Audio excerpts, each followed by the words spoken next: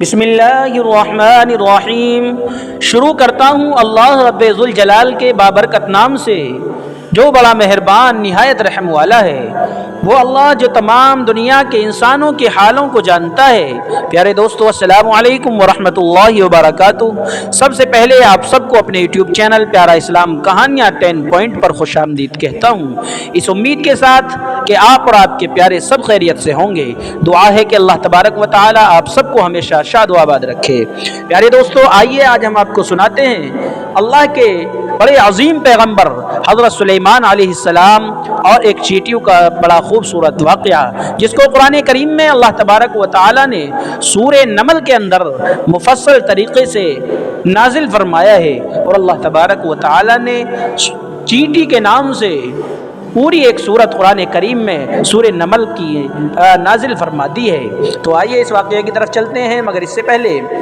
آپ سے گزارش ہے کہ اگر ابھی تک آپ نے ہمارے یوٹیوب چینل پیارا اسلام کہانیاں 10 پوائنٹ کو سبسکرائب نہیں کیا ہے تو اسے ضرور سبسکرائب کریں اور بیل کے بٹن کو دبا کر آل پر ضرور سلیکٹ کریں تاکہ ہمارا آنے والا ہر واقعہ سب سے پہلے آپ تک پہنچ جائے۔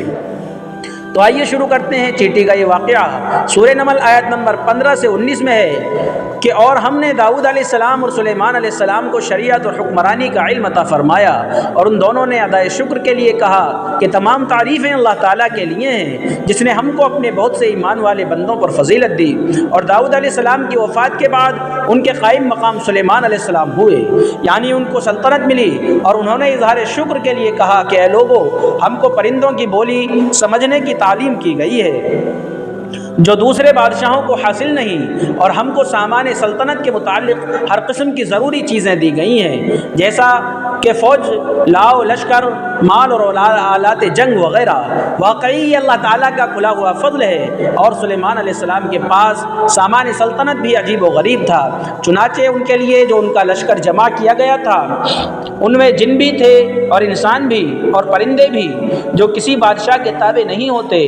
اور پھر بھی تھے اتنی کثرت سے کہ ان کو چلنے کے وقت روکا جایا کرتا تھا تاکہ متفرق نہ ہو جائیں، پیچھے والے بھی پہنچ جائیں۔ یہ بات عادتاً نہایت کثرت میں ہوتی ہے، کیونکہ تھوڑے مجمع میں تو اگلا آدمی خود ہی ایسے وقت میں رک جاتا ہے، اور بڑے مجمع میں اگلوں کو پچھلوں کی خبر بھی نہیں ہوتی، اس لیے اس کا انتظام کرنا پڑتا ہے۔ ایک بار اپنے لاؤ لشکر کے ساتھ تشریف لے جا رہے تھے،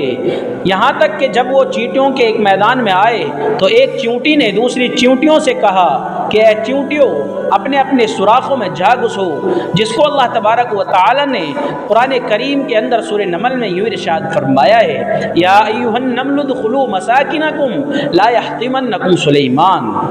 تو اس چیٹی نے اپنی قوم کی تمام چیونٹیوں سے کہا کہ اپنے اپنے سوراخوں میں جا گھسو، کہیں تم کو سلیمان اور ان کا لشکر بے خبری میں کچل نہ ڈالے۔ سو سلیمان علیہ السلام نے اس کی بات سنی، اور اس کی بات سے متعجب ہو کر اس چھوٹے وجود پر یہ ہوشیاری اور احتیاط مسکراتے ہوئے ہنس پڑے، اور یہ دیکھ کر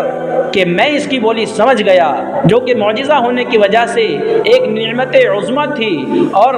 نعمتیں بھی اللہ کی یاد آ گئیں، اور کہنے لگے کہ اے میرے رب، مجھ کو اس پر ہمیشگی دیجیے کہ میں آپ کی نعمتوں کا شکر کیا کروں جو آپ نے مجھ کو اور میرے ماں باپ کو عطا فرمائی ہیں،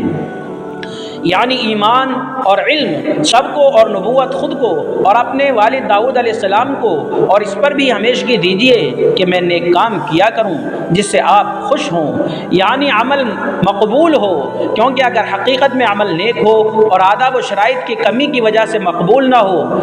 تو یہ مقصود نہیں ہے، اور مجھ کو اپنی رحمت خاصہ سے اپنے اعلیٰ درجے کے نیک بندوں